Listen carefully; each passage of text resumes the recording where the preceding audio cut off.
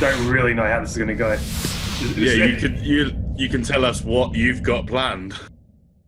Alrighty, welcome everyone. Welcome to Veeam Product Strategy Live, episode 4. This is episode 4, I think. We've been doing this for about a month and a half now, which is really exciting. But we've stepped it up a little bit here. As you can see, the level of professionalism that we've done. We're streaming live on Twitter today. Who would have thought that, from where we started, when Michael opened and said, "Do you know what you're doing?" We'd be here streaming live to Twitter. And you still don't know what you're doing. Yeah, we had to get someone else in. We had to get someone else in to help us. To help us do this properly. 41 years and I don't still know what I'm doing. But we're all here together again, like the first episode. Everyone's on. We've got Melissa, we got Michael, we got David, and myself, Anthony, here. So, in this episode, again, we're going to keep the same format, even though this is looking a lot more spick and a lot more sharp. But we wanted to talk about public cloud and a few experiences that we've all had around public cloud.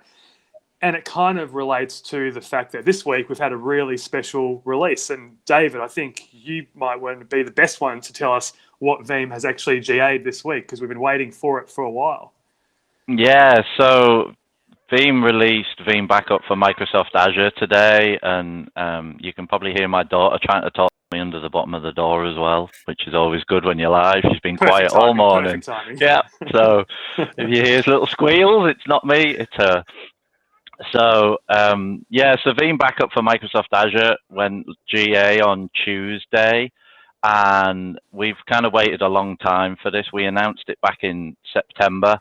It's part of the whole cloud platform suite, if you want to look at it that way, that Veeam's building to include like AWS, Microsoft Azure, our whole platform services integration with Veeam Backup and replication. So the great thing about it is now with being able to back up Azure virtual machines, AWS instances, vSphere, Nutanix, all those kind of things, you can just integrate seamlessly across all these platforms and just bring the workloads back and forth wherever you want them. So it's brought a lot more power to the public cloud as well as the on-prem world as well, which is good. Yeah, sounds like you've said that before. That little spiel there. Maybe a few times over the past couple of weeks. I've thought about it. So we've been doing weekly. Me and Sam Nichols have been doing weekly live webinars on AWS. So we've been doing it for about 8 weeks. So we've kind of tweaked the messaging to sound good. Yeah, and this is really, like you said, it's part of the platform, but it's the sister product to our backup for AWS that we released in December, January timeframes out around that time. So, for me, it's just about the Act 2 that we've talked about. For those that have seen Veeam over the sort of past few months, we've been talking about Act 2, if you've seen any of our vision and strategy slides. And that's really backing onto the whole, public cloud world, which it shouldn't be a surprise because we've been told for the last 10 to 15 years that the public cloud is coming, and in fact, it's here, right? Anyone who says it's coming is obviously sort of not really up to date. Yeah. So this is a start push. And, for us, all of us together, I know that we've all worked in different areas of the industry doing different things, but to a certain extent, we've all kind of had different experiences with public cloud. So what I thought we'd do is spend a bit of time over the next 10 or 15 minutes talking about, number one, our initial first experience with a public cloud, what we thought of it, and basically how, what we thought about it at the time, and how that thought and our thinking about it has changed since we've moved from where we were previously to where we are now. And we've all done it differently. So I don't know whether, Melissa, you want to kick us off and kind of tell us a little bit about when you first, got introduced to the greatness that is public cloud. This is going to be embarrassing. It was like a couple months ago. So I dabbled in the cloud for a while, but I never really did a lot of cloud stuff just because, vSphere, on-prem, right? But something I've noticed with the rise of public cloud in the last decade or so is that when I had a lot of really big enterprise customers as an SE, that was kind of when the cloud was starting to get started and they just weren't interested. The biggest thing was, well, what happens if it doesn't work? What happens if I don't like it? what happens if it's too expensive? So I think Veeam can actually help with a lot of that cloud hesitance because, okay, let's say I put something in Azure, for example. It's out for me and I want to bring it back. Well, you know what? Connect your external repository to your repository that you've been using to back up your cloud native workloads in Azure and restore them to vSphere. Hey, restore them to Amazon and try something completely different. Maybe that cloud will work better for you, right? Yeah. So with Veeam, we have the flexibility to bring things back on built-in costing model, right? So as you're creating your backup policy, Veeam is going to tell you how much it's going to cost to back up those VMs, right? So there won't be any surprises. You might set up a policy, look at it and be like, I can't afford that. Maybe I need less restore points. So I don't need to keep it as long to meet my cost objectives. Or maybe you could say, hey, this is actually really cheap. Let me add some more restore points or do more frequent stuff for backups, right? So that kind of built-in costing model, at least for protecting your data in the cloud, is really handy for a lot of customers. Yeah, okay. And what was your, because you did just literally, I mean, you weren't half joking when you said you just really dived into it when you were working with David to do, some of the work on the Veeam Backup for Azure. So how did you find it? Because you're, VCDX, you've done like everything in the platform world, the traditional infrastructure world. Azure is an interesting one because Azure is one of those cloud platforms that maybe is closest to the feel of an on-prem infrastructure than maybe any of the other ones. And that's kind of the allure that it got. But I'm still interested in your first experience on Azure. Yeah, absolutely, right? So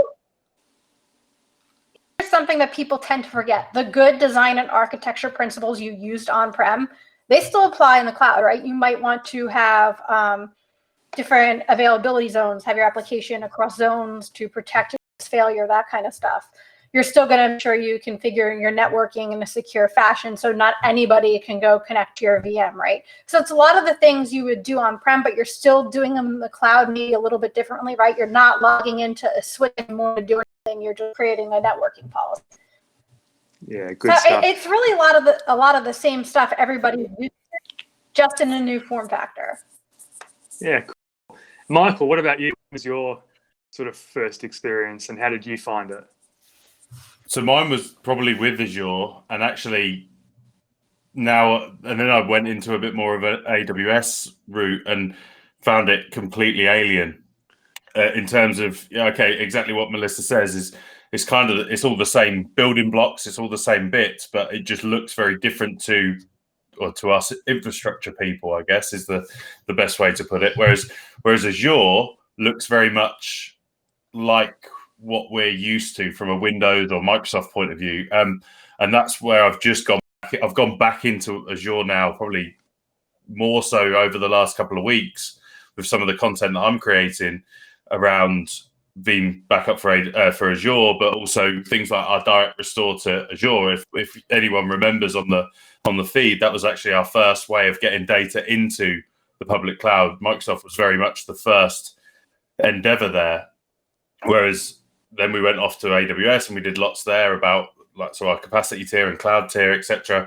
But now we've come back to level par with what we're doing from an AWS and Azure point of view. So I think they're different, but they all underpin and they have exactly the same technologies. And yeah, I think the only one that we haven't mentioned really is around like GCP and all the other smaller guys. And I've been trying to learn a lot more around GCP, but again, that's another learning curve on top of what we traditionally know with Azure and AWS, I think.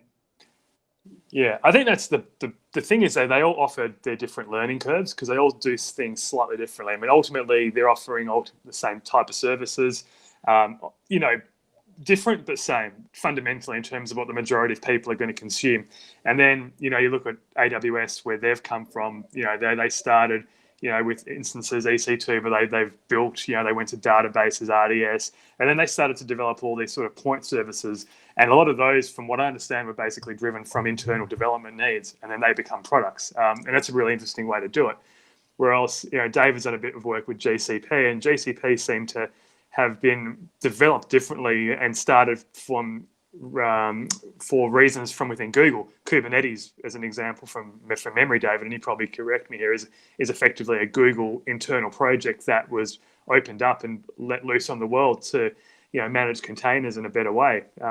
So they've all evolved in different ways, and probably Azure is the one that's evolved the least in terms of what it was made for. It was made for me anyway, it was made as a stepping stone for people that were on-prem with Windows using Hyper-V, using a traditional Exchange or SharePoint or whatever, and get to a cloud and consume a service in a cloud way. And Microsoft, obviously, for the longest time, offered lots of credits, and they still do with their EA enterprise agreements, and threw credits at their customers to get people on there. That's the shortest path of the cloud, is to throw some credits and get people on there, and then understand that you can kind of use it. But David, from your perspective, you've been a cloud guy for a long time in your career. Very long time. Decade and whatnot. You've seen it all. You've done on-prem with VMware, with vCloud Director, with vCloud Air, which is a different type of public cloud. But you've been doing a lot of work around Google GCP as well, with a bit of our stuff there,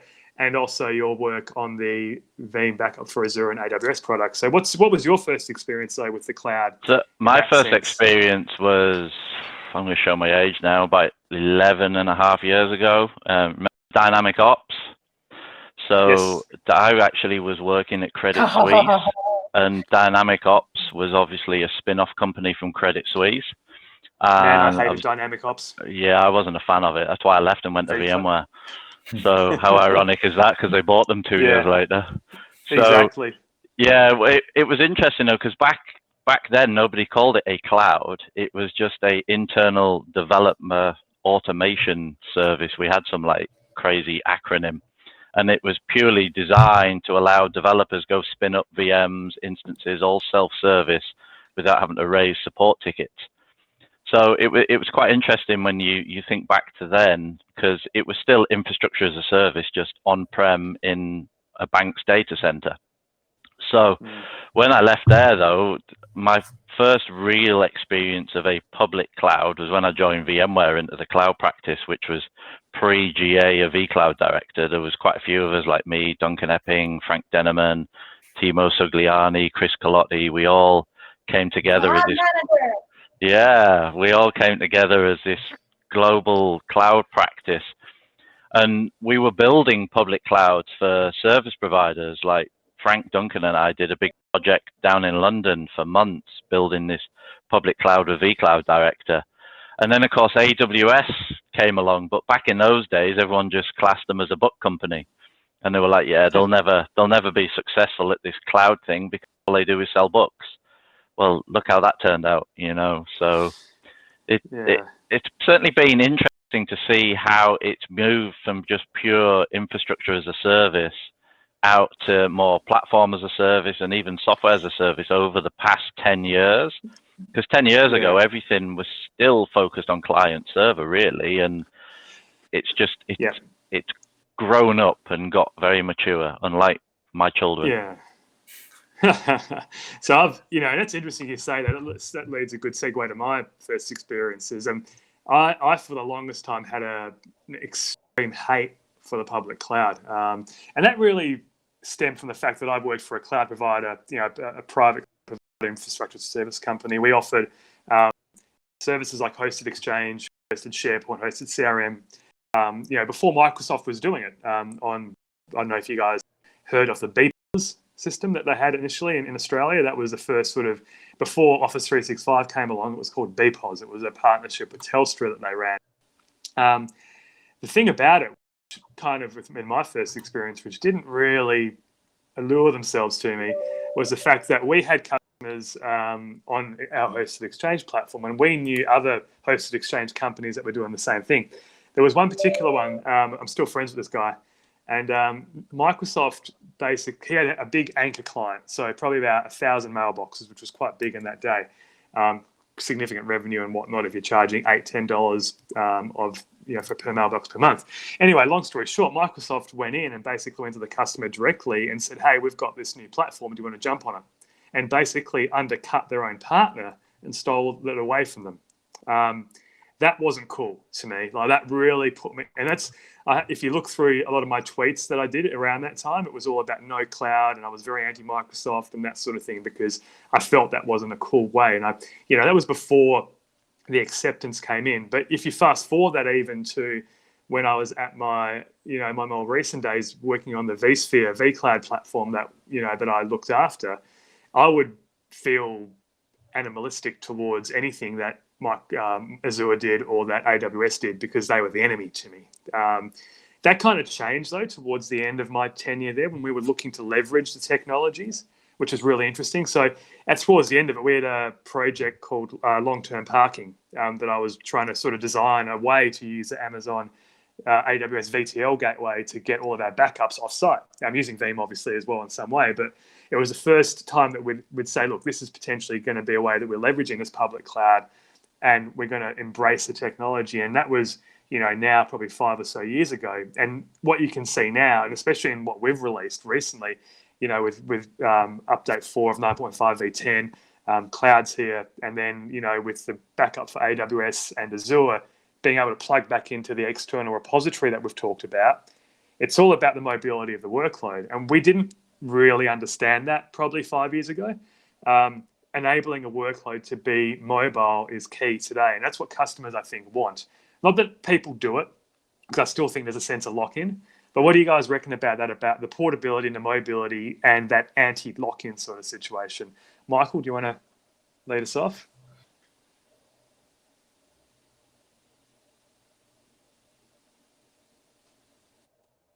Unmute yourself. Oh, that works. Okay. There we go. At least you found the mute button. Yeah, the mute button. So I think it's more prevalent to the whole lock-in thing or the portability thing when you're looking at PaaS solutions. The public cloud are still like, you can't take a PaaS service from, say, an AWS and put it to Azure and vice versa, but you can be a bit more portable when it comes to like the virtual machines, the actual compute instances. We can quite easily take those here, there, and everywhere.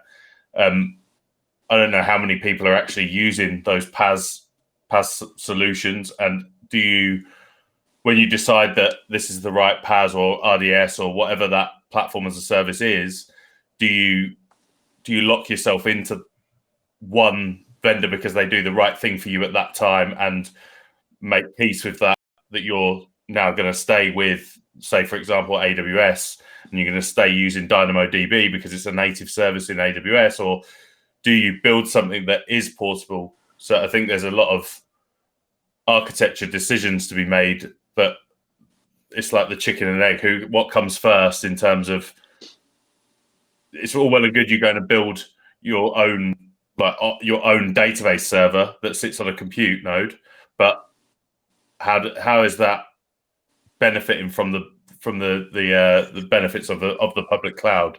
Yeah, as well. It's a fine line, right?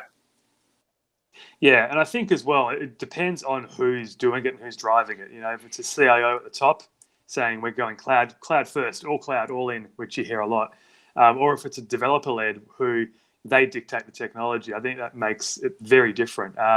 Or if they're trying to lift and shift existing applications or workloads into the public cloud as well. We're seeing a lot of that happen, and that still happens. I was on the phone with a customer last week who was looking to shift from vSphere totally mandated to move into AWS, and these are traditional workloads which pretty much belong still on premises, right?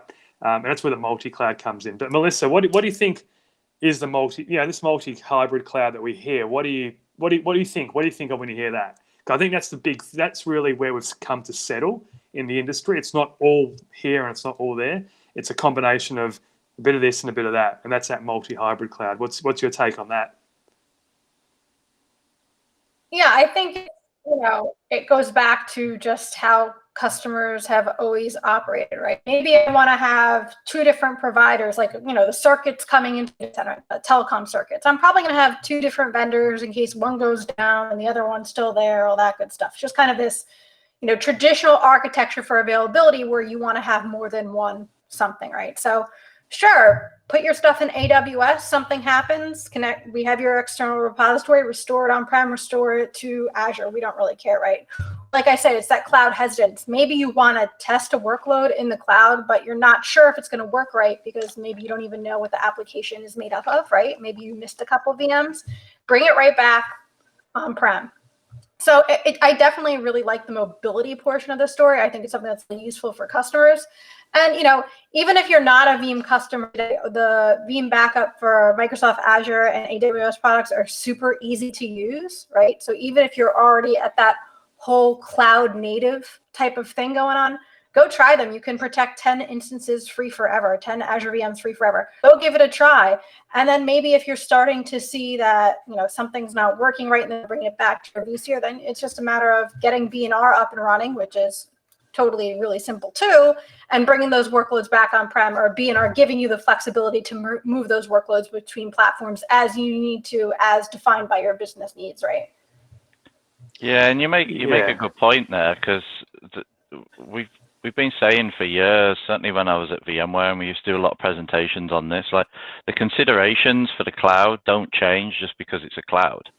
You still need to consider about your security, your firewall rules, everything like that. What you're going to do with your storage. You can't just go buy the cheapest storage IOPS guarantee in Azure or AWS. You need to consider what kind of IOPS requirements I have. So even moving to the cloud, those considerations don't go away. And it's only with the invention of like PaaS and stuff like that that people are finding that they don't want to think about, well, I've got these 6 SQL servers that I need to go run. I want to run them in the cloud. What kind of storage do I need? All that. They just want to go, I just want a SQL server and I'm going to leverage it for this amount of use. And that's where the invention of the PaaS has come from. When you look at like RDS in AWS, it's so simple. You just spin up a database and off you go, and you don't worry about the underlying infrastructure or any of the underlying considerations around that. So, but when you're moving workloads back and forth, those considerations around security are still critical. If you go and open your firewall rules, networking. Yeah, set it to any, and then go move a workload from vSphere to AWS.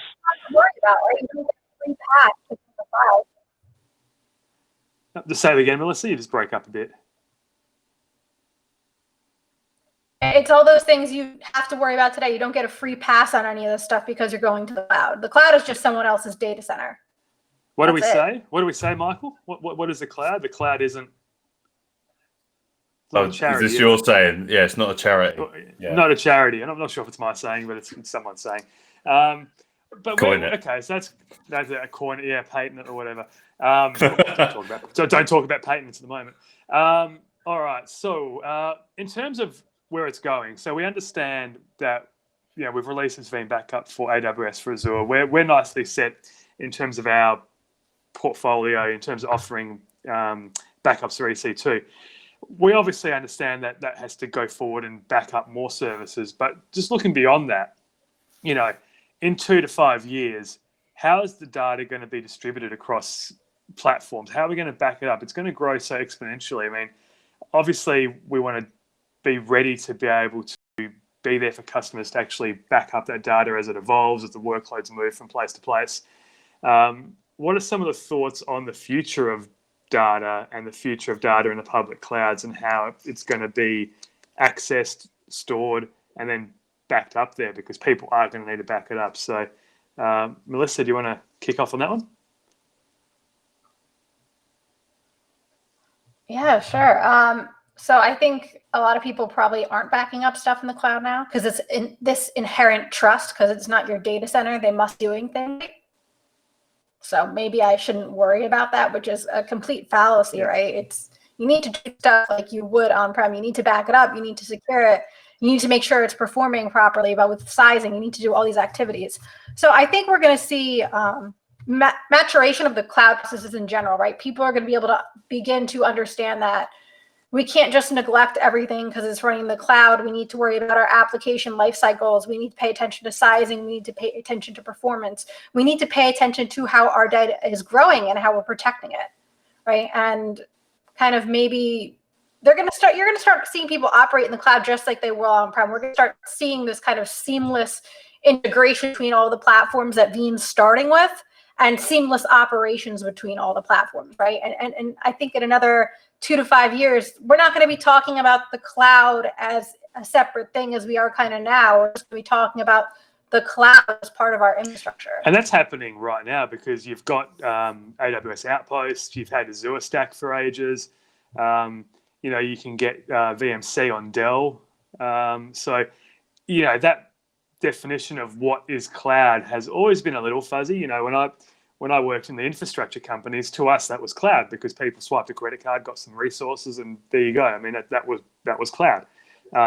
It just depends on how you consume it, right? So that you're right. The blurriness of the definition of what is cloud will just become mainstream as we kind of move over the next 5 to 10 years. But still, depending where the workload sits, that's going to be the biggest challenge. Where is the data being created? What do you reckon, David? What's your take on what that holds for the next 5 years or so? Yeah, I found the mute button as well was there as a bonus. So we, when you think about the data, the thing that I think is going to happen over the next 5 years or so is with the different platforms emerging and the different changes, the consideration is going to be more around the data lakes rather than the actual workloads. So if you think about like Kubernetes is a great example, everyone's favorite buzzword at the moment. When you're looking at that, it's not so much I have these applications, I need to back them up, I need to go store it somewhere.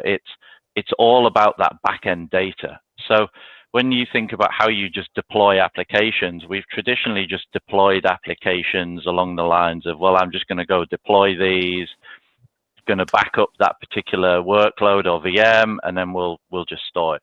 With Kubernetes and the scale that we're deploying applications now, it's all about this data lake on the back end and how we integrate that. But then also, what do we do with that data? When you think about from a backup perspective, we have all this data just stored and sat there. This data is critical to the business. So what about scanning this data? Can we look at this data and how can we manage it? And I think that's what you're going to see more of over the next 4 to 5 years is what can we do with this static data that's stored on the back end, and how can we leverage that to help the business drive better revenue? Yeah, and that's that activation of data, isn't it? That we've kind of started with V10 and the data integration API. That's that first step into unlocking that data that's sitting there stagnant. Michael, do you want to just quickly describe the data integration API? I think it's worth having a bit of a talk about it because I think it does exactly that, or it allows our customers today on V10 to start activating that data that is stagnant. Yeah, and David's absolutely right in that data it's not just going to be about backup and recovery. Obviously, that's the insurance policy, but actually being able to do something with that data that we're storing is just going to be it's going to be just as important. So what the data integration API allows us to do is take those backups, those important data sets we have full of unstructured data or structured data, and expose that out to a third-party integration or a third-party tool that can do something with that data. So think about data classification, understanding what that data is. Think about whether it's security models. Let's understand what data, any vulnerabilities that we're potentially storing in our data sets. Just literally anything. And it's not us doing it. We're just exposing the ability to take this data set and do something with it and get some outcome from that. I think David's spot on in that that's going to be everyone's spot on in that we're just going to see this whole environment as an environment. So it doesn't matter whether you're in Azure, AWS, Google, or on premises 1 or on premises 2 or service provider. We're going to see it as one big environment. And from there, we need to be able to manage everything seamlessly, regardless of where it lives, because ultimately that workload is going to move based on some sort of outcome, whether it's to save money, whether it's to give us more performance because it's a peak in whenever our business needs that to be a peak. But then on the back end, we need to be able to do something with that data. So whether we need to get insights into, well, when is our busy periods, or what are we doing differently at this point, and get that insight so that we can make better decisions moving forward with that. So I think that's and that data integration API is obviously the first, along with what we do with data labs, is kind of a first foot into doing more with that data, or activating that data, as marketing would put it. But yeah, it's about doing more with the data that we're capturing, because it's ultimately getting bigger and a lot more of it. Yeah, and I think also if you look at the general, so storing the data is important, but then classification and tiering of data as well, I think is critical. And to be able to understand that it's going to cost you money no matter where the data is, and there's a lot of policy, there's a lot of sort of what's the word? There's a lot of governance around where you store data, how long you store it for, and then for exactly what you do once a customer leaves or something like that as well. So cost becomes a massive factor. So the big thing that I feel is going to happen is more and more we're going to see more intelligent tiering systems happen. We're seeing it today. We've seen it in SANS for so long. I mean, Melissa knows, in the NetApp world, and that tiering fast systems going from hot to cold. That was something that SANS and big monolithic storage engines held for so long. Now with the cloud, we can take that the next step, and we've seen it with S3 being able to go to Glacier, be able to go to Deep Archive. But that starts also on premises on a SSD. So you go from memory to SSD to disk to cloud to deep cloud to object storage and so forth. So the tiering classification of the data, I think, is just as important as when it lands there as well, and what you do with it. And I think Veeam's done a really good job over the past couple of years in starting that process about tiering. And I know that we've got some really cool things coming as well to continue to enhance that and help customers get that data from point A to point B. It's going to be a lot bigger at point B, or even we call it point Z really, or Z, depending on where you live in the world. But when it's here at point A, it's obviously small because it's a single instance. As it builds along the tiers, it gets bigger and bigger, that data set, because we're keeping more copies of it until we get archived, and it's in the deep freeze long term. If we don't tier it, it's going to be really expensive. So I think that's really important as well, is that customers have to understand that while they're under some sort of governance, they have to understand that they need a platform that's going to allow them to keep this data for longer, for as optimal a cost as they want, because they don't want it to continually getting more expensive and more expensive. So I think the company that nails that the best as well will go a long way to having very happy customers. Awesome. So just to finish up, maybe we just tie it all back to Veeam Backup for AWS. Let's start with AWS again, David, and maybe just for the last couple of minutes, just give a bit of a refresher on that, where it's at, what we're seeing out. I think as well, just mention about the free tier that we've got there, because I think that's a really big feature for it. And then we'll finish with Melissa, maybe talking a bit about Veeam Backup for Azure. Yeah, so the Veeam Backup for AWS is a really good one as well. So when you're thinking about AWS, it's just by revenue numbers alone, the largest public cloud that has, with just purely on the revenue. So from our perspective, what we've got with the Veeam Backup for AWS, you can integrate natively with AWS. You just back up all your workloads without any agents. It's very straightforward, very seamless. But when you're talking about the free tier, I think Melissa mentioned it when I was off chasing around my daughter about the free version with Microsoft Azure. We have the same free tier in AWS. So when you go to the marketplace, you search for Veeam, and there's a few options for Veeam Backup for AWS. And if you install the free one, you can back up those 10 instances completely free.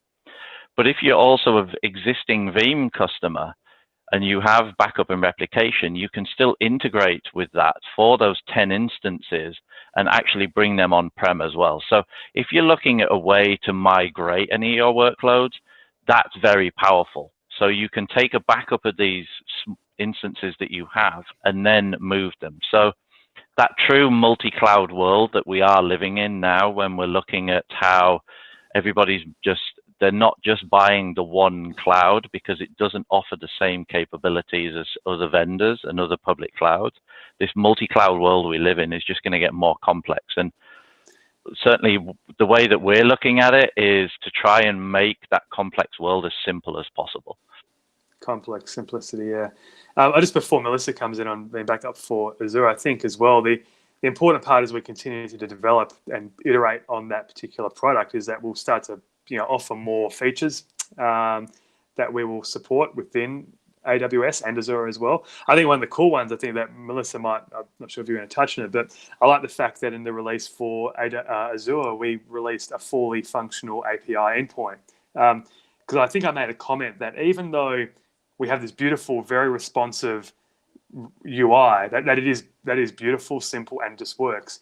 I think people in those sorts of worlds who are kind of more cloud native, public cloud kind of connoisseurs still like to consume these things via APIs, right? That's kind of what they thirst for. So I was pretty happy to see a really complete API set in Veeam Backup for Azure that got released this week. But yeah, Melissa, tell us a little bit about Veeam Backup for Azure and where we see it going in the next couple of, next 12 months, really. Yeah, absolutely. So here's the cool thing, right? Everything that David just said for AWS, I can basically just repeat for Azure and say AWS instead of C2 instance, right? It's about providing a unified experience for our customers, no matter if they're picking AWS or Azure.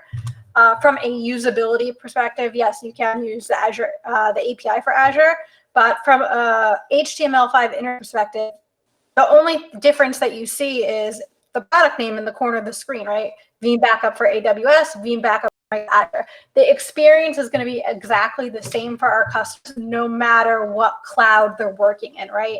And this is good for a couple of reasons. One, a lot of our customers are already multi-cloud customers, and we want to provide that experience. And two, maybe one of our customers is using a certain cloud, like, I have some AWS. I've been using Veeam Backup for AWS for a while, but I really want to try Azure. I want to try moving maybe some of my on-prem workloads to Azure, or maybe I just want to create some cloud-native workloads in Azure.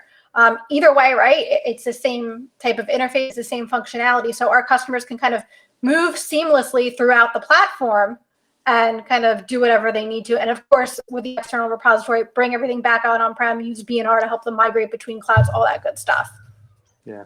And I think the other great thing, which I don't think we mention often enough, and I think some people could see this as a negative, but I totally see it as a positive, and I'll stand by this forever and ever, is that we have these separate product sets which can be downloaded and from the marketplace deployed really easily separately. So you don't need to have one big, ugly sort of product doing everything just to do one little bit, if you know what I mean. So I like the fact they're sort of modularized as well. I think that's a huge advantage. And you can see that in a lot of our product set, Veeam Backup for Office 365, the backups for Azure, for AWS, they all kind of live by that. Very small, quick installs, get the job done, simple, reliable, and flexible. So that's pretty cool. All right.